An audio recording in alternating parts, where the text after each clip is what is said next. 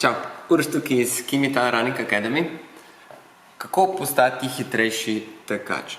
Najpogostejša napaka ponavadi je, recimo, da imate okoli hiše oziroma tam, kjer stanujete, 10-kilometrski krog in ga poskušate prav vsakeč, ko greste teči, odteči v najhitrejšem možnem tempu. Se pravi, vsakeč hočete teči najhitreje. Napaka.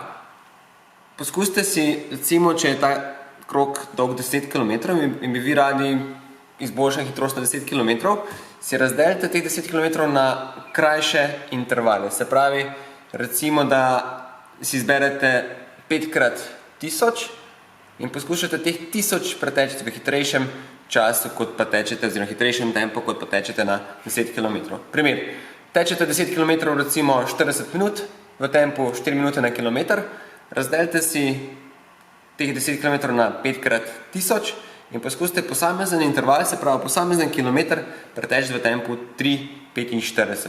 To bo gotovo šlo. Medtem ko če tečete 10 km v kosu, to ne bo mogoče. Tako da, kar je še pomembno, vztrajate na tem načinu, lahko tudi tečete v krajši interval, se pravi 400-metrski, 800-metrski.